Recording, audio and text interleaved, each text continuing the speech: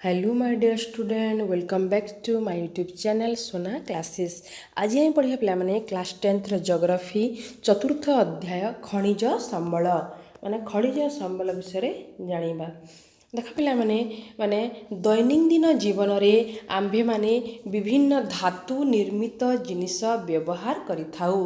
माने तुम घरे व्यवहृत हेउथिबा धातु निर्मित घरकरणा जिनिस गुड़िकर गोटे माने तालिका प्रस्तुत कर कह जाउछि। माने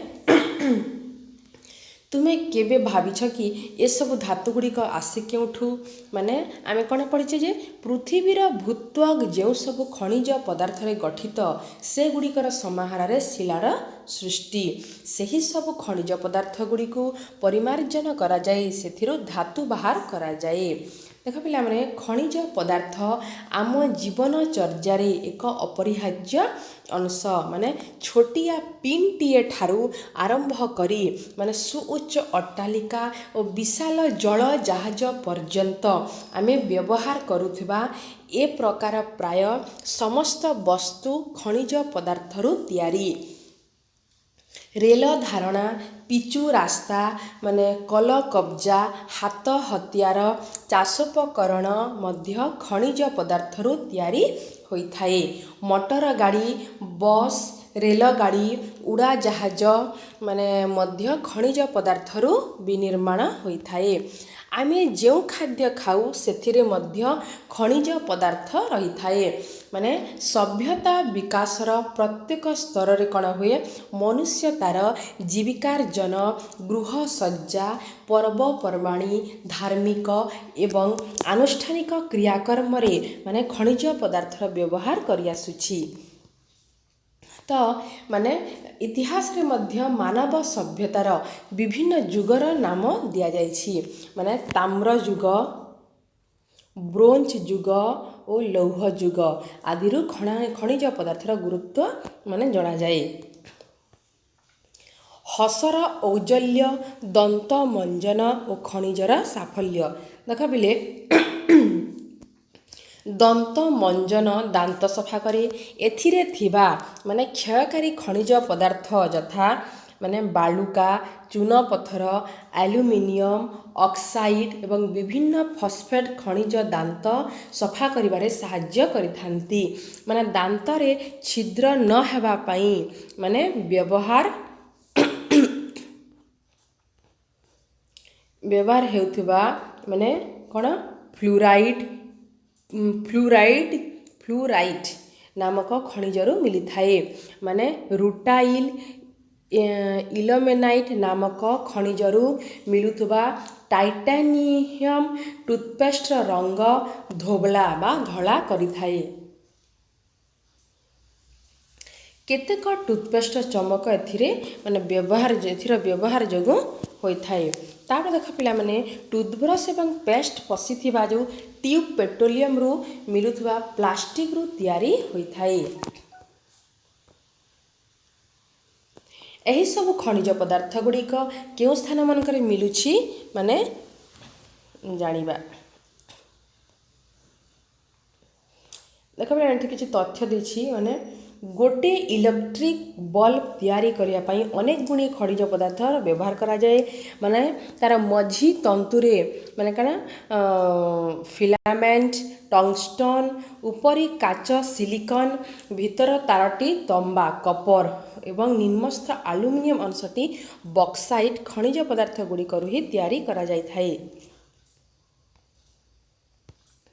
समस्त सजीव मानक पाई खनिज पदार्थ निहाती आवश्यक किभली भाबरे देख जीवन प्रक्रियाटा खनिज पदार्थ व्यतिरेके चली पारिबो नाही।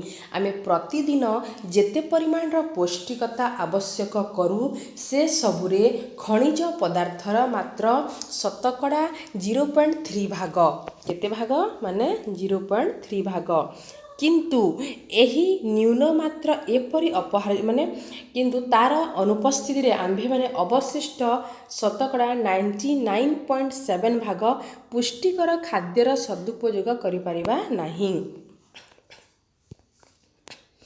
देखा पिलाने खनिज कण माने भूतत्वविद मानक संज्ञा अनुसार डेफिनेशन अनुसार प्राकृतिक प्रक्रिया रे संगठित एक निर्दिष्ट रासायनिक और आणविक गठन थिबा पदार्थरू माने खनिज कहा जाए। देख पिला माने खनिज कण जानि था माने प्राकृतिक प्रक्रिया रे संगठित माने एक निर्दिष्ट रासायनिक और आणविक गठन थिबा पदार्थ को खनिज कहा जाए। आउ थे कह शुण पिला माने प्राकृतिक प्रक्रिया रे संगठित माने गोटे निर्दिष्ट रासायनिक और आणविक गठन थिबा माने पदार्थ को ही खनिज बोली कहा जाए। आउ खनिज पदार्थ कठिनतम हीरा ठारू आरंभ करी कोमल टाइक रूप रे प्रकृति रे मिली थाए। खनिज पदार्थ रे एते विविधता काहीकि देख पिला माने शिला एकाधिक खनिज पदार्थर सम्मिश्रण रे गठित माने चून पत्थर परी शिला केवल गोटे खनिज रे तैयारी किंतु अधिकांश शिला रे विभिन्न खनिज पदार्थ भिन्न भिन्न अनुपात रे थाए। माने 2000 रु अधिक खनिज पदार्थ चिन्हट करा जायछि ए पर्यंत। माने शिला गुड़िक माने बहुत कम संख्यक खनिज अधिक परिमाण रे देखा जाए। आउ गोटिए निर्दिष्ट खनिज केउ केउ मौलिक उपादान केउ अनुपात संयोग रे सृष्टि हेबो ताहा माने भौतिक और रासायनिक परिवेश पर निर्भर करे। माने विभिन्न खनिज पदार्थर रंग कठिनता स्फटिकर आकार ज्योति एवं घनत्व भिन्न भिन्न होइथाए। तापरे खनिज पदार्थ सृष्टि हेबार प्रणाली माने खनिज पदार्थ साधारणतः माने खनिज पिंडरू मिली थाए। माने गोटिए मुख्य खनिजर अन्यान्य खनिज पदार्थ सह मिश्रित शिला को खनिज पिंड बा खनिज पत्थर कहा जाए। देख पिला माने मन रख गोटिए मुख्य खनिजर माने गोटिए मेन खनिजर मुख्य खनिजर अन्यान्य खनिज पदार्थ सह मिश्रित शिला को माने गोटिए मुख्य खनिजर माने अन्यान्य खनिज पदार्थ माने सह मिश्रित शिला को खनिज पत्थर बोली माने कहा जाए।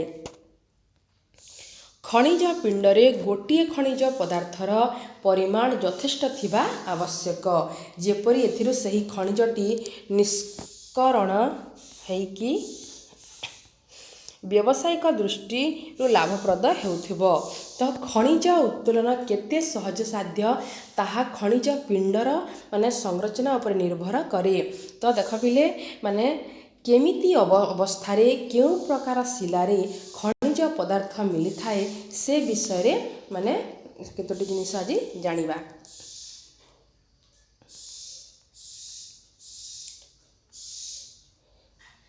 आजिर भिडियोटी को ये रखुच्छी पिला माने जदि भिडियोटी भल लगी ताहले बेल आइकन को जाई सब्सक्राइब को क्लिक करके सब्सक्राइब करंतु माने लाइक करंतु शेयर करंतु।